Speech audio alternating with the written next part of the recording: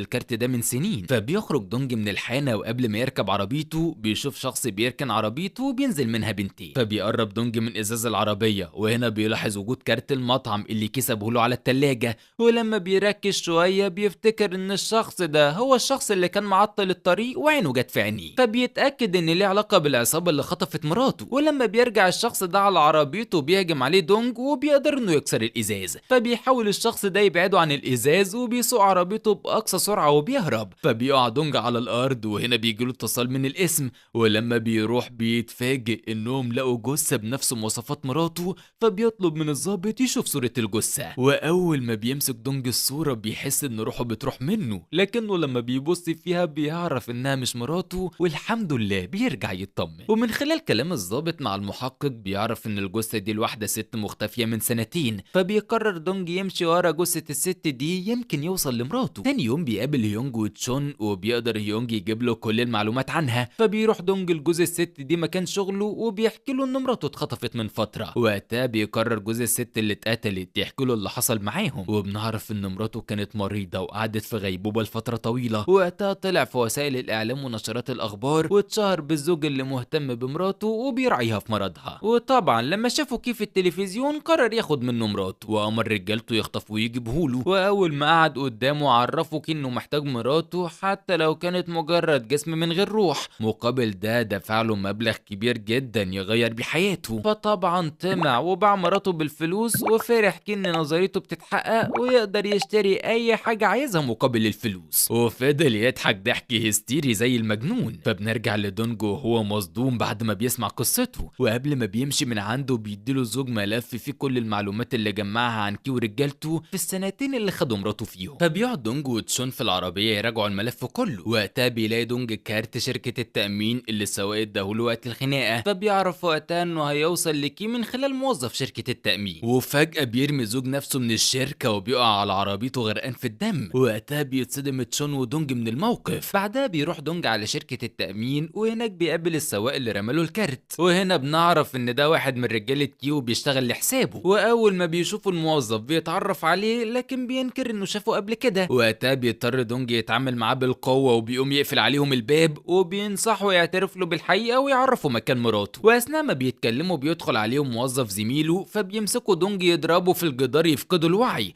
وبياخدوا الموظف بالقوه قدام كل الشركه. وهنا بنشوف كيو وهو قاعد بيتفرج على كل اللي بيحصل من خلال كاميرات الشركه اللي متوصله بتليفونه. فطبعا بيتعصب وبيفتكر ان الموظف هيعترف لهم بمكانه. في الوقت ده بنشوف دونج بعد ما ضرب الموظف وعلقه في سقف مكتب هونج، وبيتصدم هونج